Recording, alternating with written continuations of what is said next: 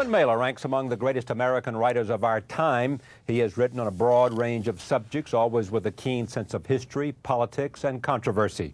From Marilyn Monroe to Picasso to Lee Harvey Oswald, Mailer now takes on in his latest biographical work, Jesus Christ. Daringly written in the first person, the book is called The Gospel According to the Son, and I am pleased to have the author here.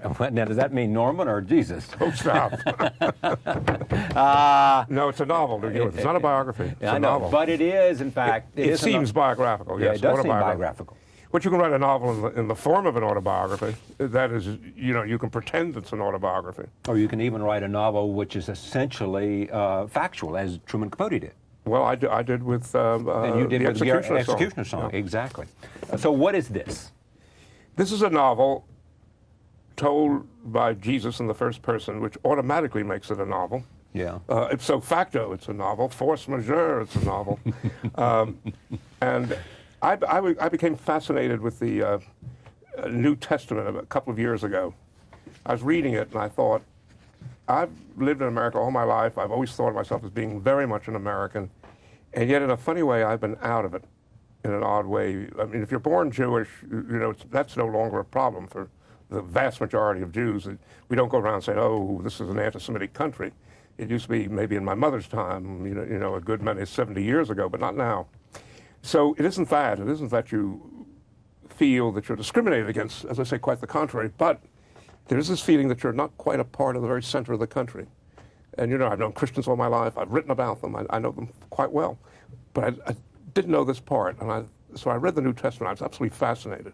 And I kept reading it and thinking, that's why they are like this. That's why they are like that. And, of course, I've been familiar with the great speeches in the New Testament.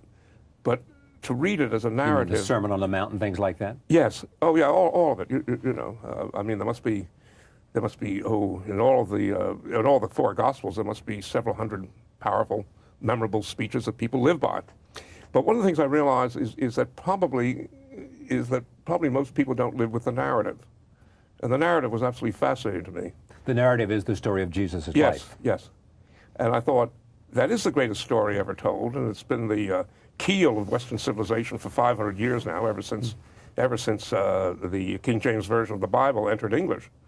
And I thought, it's such a funny book, the New Testament. This is absolutely from the point of view of a novelist, just reading something the way you'd read another book. Do you think that no one would be more surprised as to what has become in his name as Jesus? Well, I can only think of one person possibly. Who? Karl Marx.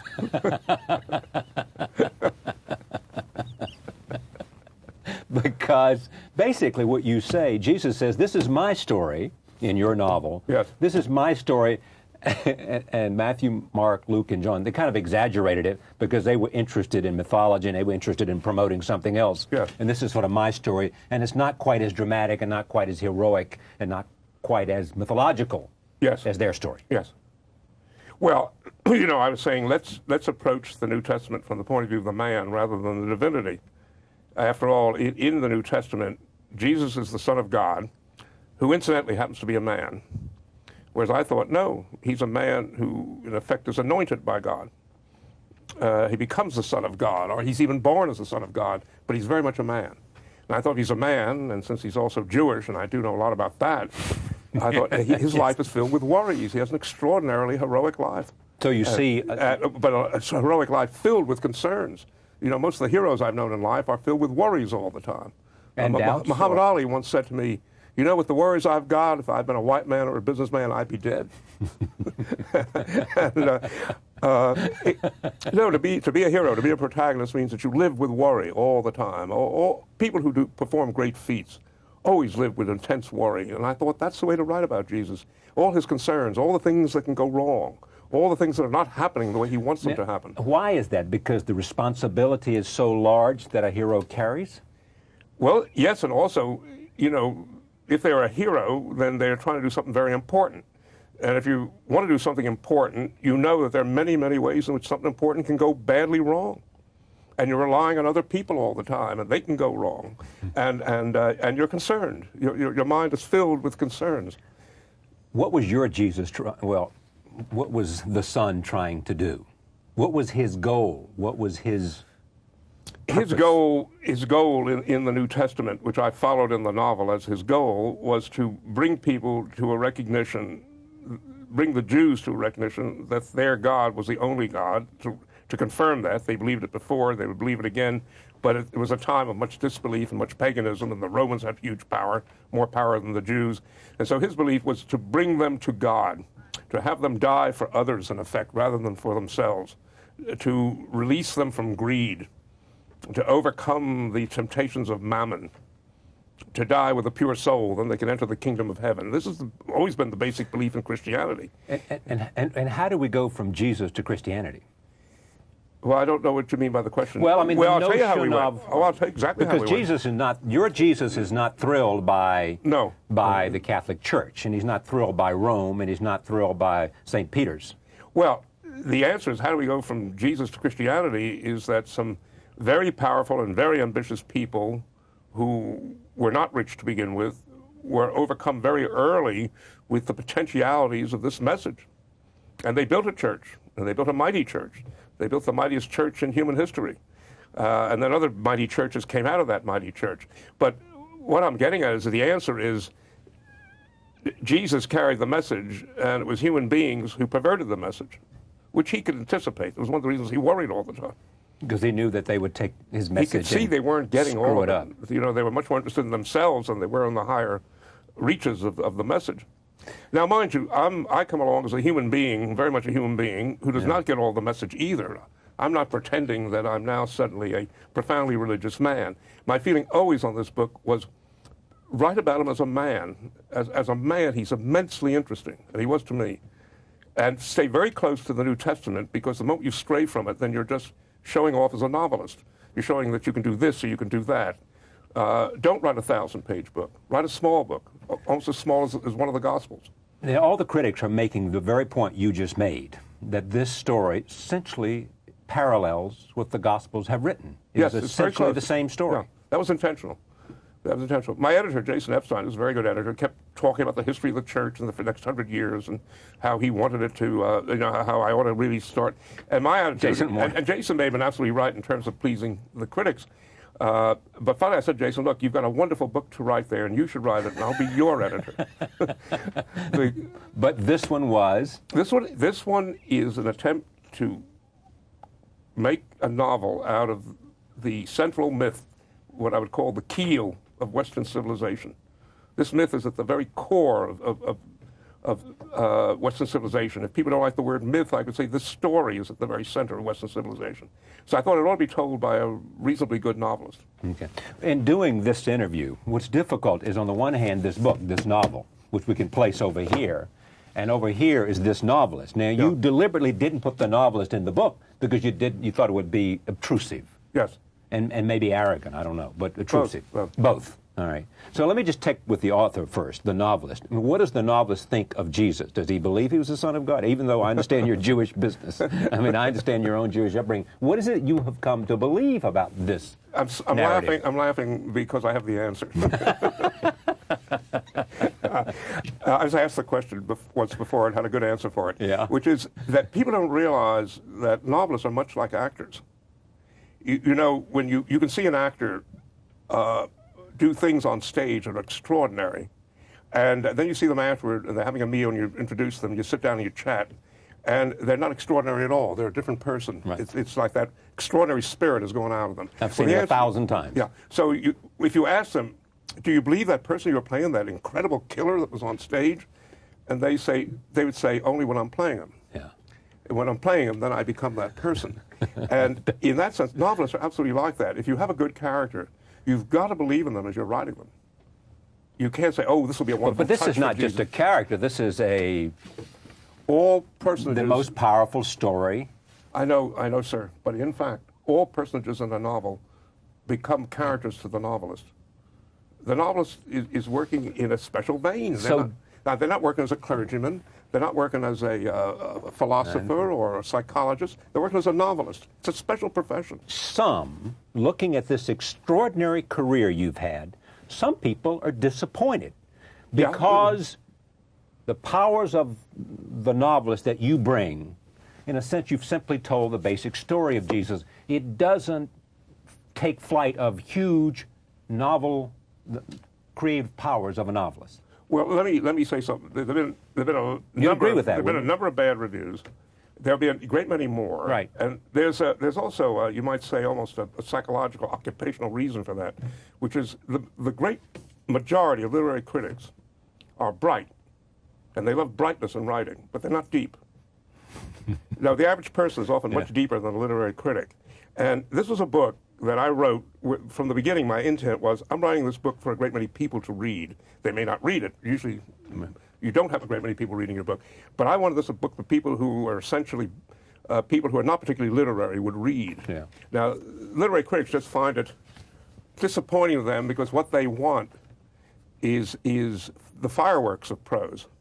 And my feeling was, this book won't work if I show what a good writer I am. I've got to show what a simple writer I can be because the story is very simple. I don't think that it's at all as close to the New Testament as people think. They just didn't read it very carefully. The second thing that characterizes most book reviewers is they do not read carefully. They can't. They've got to read quickly or else they're losing money. You know, you get paid very little for a book review, and the longer you take with it, the less money you've made per hour. It's something to keep in mind. Yes, it is.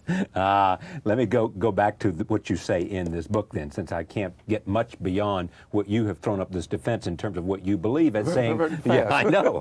You've thrown up this defense by saying, hey, I'm a novelist, you know, and I create a character, and I believe in the character I create. Yeah. And this is the character I've created because I'm writing a novel, you know, and therefore, if it takes more distance from Well, I the want to do gospel. more than write a novel. You know, I always want to do more than just write a novel. But I start with a novel because that's the gravamen, that's the given, that's the foundation of what I'm doing. What if, let me just We go, can talk about more than just writing a novel. all right, I want to go down this line with you. What if some come to say, you know, Norman seems to be, he's not doing his, let's assume they say Say that. what you want. All right. He's not given us the great work he's capable of. Norman is our great novelist. And here he is sort of making a book about Jesus' life, and it's good, but it's not great. And we want Norman to be great. Well, you know, He's sort of, wives say the same thing in bed. no, come on now. I want you on the air to deal with the question of whether Norman is as good as he ought to be at this stage in his life. It'd be very hard to know with this book, given my initial intent to stay very close to the New Testament. If I'd wanted to write a great book about Jesus, I would have had to throw away the New Testament. I would have had to write an imaginative work that would be 1,000 pages long. And at that point, everyone would say, oh, it's so beautifully written, but why do you write such long books? What I wanted to reach people with this, because I think there's something terribly important, which is I think that Jesus had an incredibly radical message. He had a wonderful, simple message, which is money is evil. And I think that's been lost. Well, in fact, you argue that Judas did what he did and turned him in because he thought Jesus had turned his back on the poor. Yes. Because he allowed himself to be oiled by, Well, for sheer... because the woman came in and put the perfume in his hair, and the perfume was immensely expensive, and Judas was repelled by that. Judas, however, was my idea of absolutely of a radical, which is they turn on you too quickly. I'm not defending Judas in that. Judas has a wonderful set of arguments as far as I'm concerned.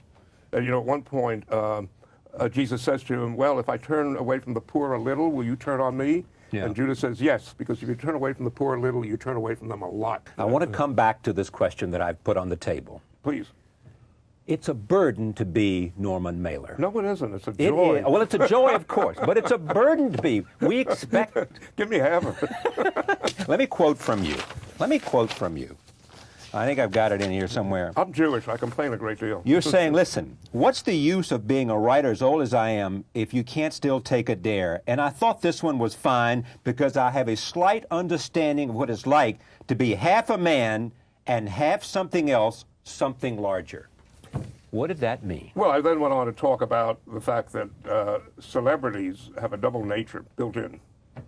And that once you become a celebrity, and this is no way to compare oneself to a divinity. That's it. We're not even close to doing that. No, you didn't at all. No. Immense difference between divinities and celebrities. But nonetheless, being a I celebrity... hope so. God's sake, I hope well, so. we don't have to hope so. We know so. Right. But the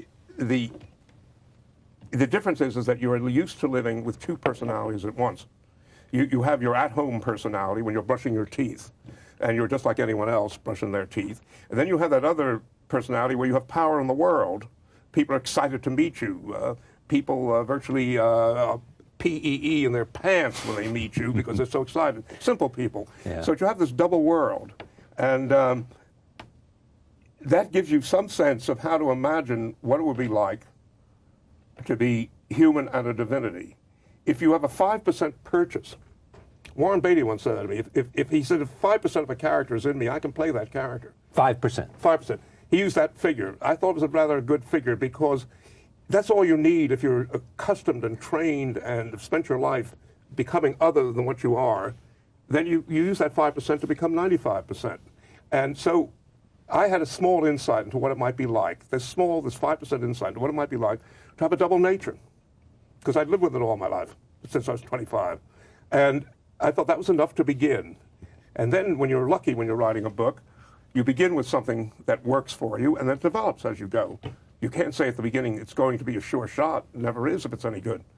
You find out that something works better than something else, and lo and behold, before it's all over, you have a book. But I have the feeling you still feel I haven't answered you. I do.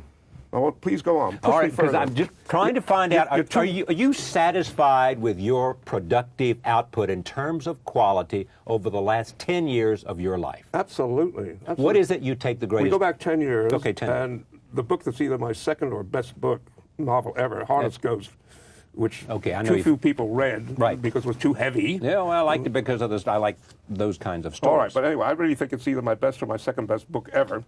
It came Because out. it's about America, it's about It's not the espionage, CIA. it's about, right. It was a very ambitious book, so I'm certainly not ashamed of that. And then came Oswald's Tale, which ironically received in England the best reviews I've ever received. So, suddenly I started liking the English more than ever. Well, so as I said to somebody else the other day, I like people who like me. I'm nothing if not personal. and Okay, so there's Oswald's Tale and Harlot's. all right, then we have Picasso, and a lot of people, all in the art world, loathe the book. I happen to like it. I happen to think it's one of my better books. I said that. I remember saying it to you. Yes. It's one of my 10 best books. All right, now we have this book. And this book, my feeling is that the irony is that this book, whether it's a very good book or not at all a very good book, could mock me because it could be the book I'm remembered by. If anything of mine lasts 100 years, this is likely to be the book.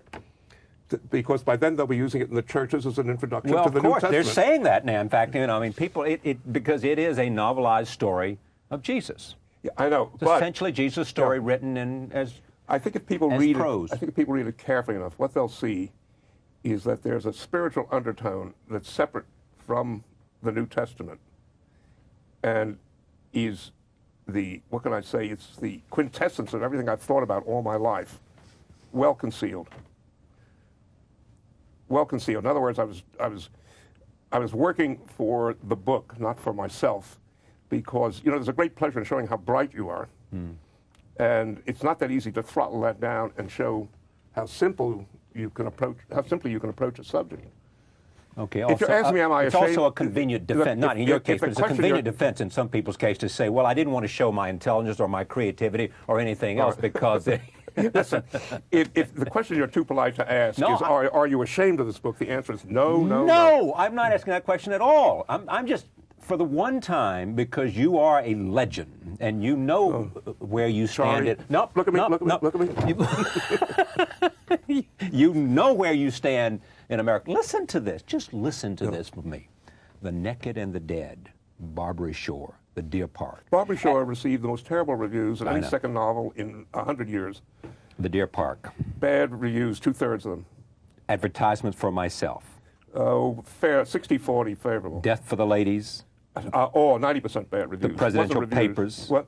Presidential Papers, 50-50. An American Dream, which was John Kennedy's favorite, wasn't it? No, Which was it? I don't think it was. Okay. I think the Deer Park was. No, But Deer in any Park, event, right, okay. in any event, that received a mixed press. Cannibal and Christians. Fairly good press. Why Are We in Vietnam? Small rave reviews, a lot of bad reviews. The Deer Park, a play. Nothing. The play was a failure. Armies of the Night, some people think is one of the great received- things you've ever written. That received very good reviews. Yeah, you Yes. bet. I mean, everybody puts, people Everybody. put The Naked and the Dead and Armies of the Night, Miami and the Siege of Chicago up at the top, don't All right, they? all right. All right? On A Fire on the Moon, Didn't receive particularly good reviews. The Prisoner of Sex, Didn't receive particularly good reviews. Maidstone, Ignored. Existential Errands. Existential Errands, yeah. Modest reviews. St. Talked Ju- about how I used to be a good writer. Well, that's my point. We're getting at that. St. George and the Godfather. which is- Ignored. Right. Maryland. Received Criticized. a mixed press. Right. I remember you saying in a famous Mike Wallace interview, I came to the end and I was only halfway there, or something like that. I made the mistake of trusting Mike Wallace. I will never make that mistake again. The Fight, The fight received a few small reviews. Genius and Lust. Virtually nothing. The Executioner Song, loved. Everybody. All right. Unanimous. Yeah. So I'm batting about 160 at this point. Yes, you are. Of Women and Their Elegance. Nothing.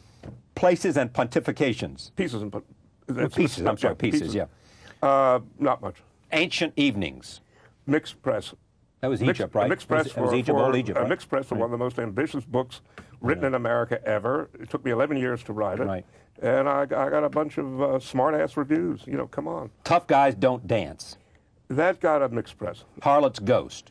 Mixed press. Oswald's Tale.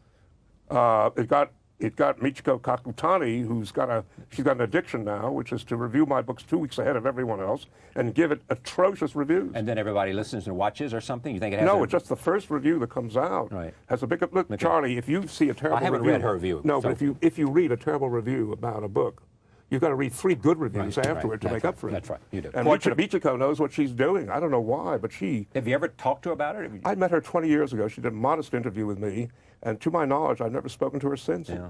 I can't imagine what's involved. But you and I would agree on the following, perhaps. When you rest your great literary reputation, it's going to be on The Naked and the Dead. Oh, I can name the books. Most All of them got bad reviews, and they came out. The Naked and the Dead, The Deer Park, An American Dream, Armies of the Night. maybe Why Are We in Vietnam? That's a very Right. funny book. Yeah. Certainly The Armies of the Night, Miami and Chicago. Right. The Executioner Song. Right. Maryland in a funny way. Yeah. Yeah. but Ancient Evenings, no? Yes? Ancient Evenings, absolutely, and, Right. and And Harlot's Harlot's, Ghost. right. Well, all right, but they're all going to, but most of them got bad, dull, middling reviews. Where do you put yourself? Where do I put myself? Yeah. Among novelists of the second half of the 20th century. Well, I don't have to take too much time deciding that I'm in the top 5. No, you don't. After that, it's like climbing mountains. You really, if you climbed mountains 100 years ago, no one knew which was the highest mountain. Okay. They didn't have the instruments to measure it. You and Saul Bellow, Yeah. Updike, John Updike, Roth. Philip Roth. Who's And got I'm another going book. to leave the 5th open, so because I don't want to get a bunch of guys angry. And not to mention the women. The Gospel According to the Sun. My thanks to Norman Mailer. Tomorrow night, Lisa Kudrow of Friends, Donald Marin, the chairman of Payne Weber, and Joan Rivers of Comedy. See you then.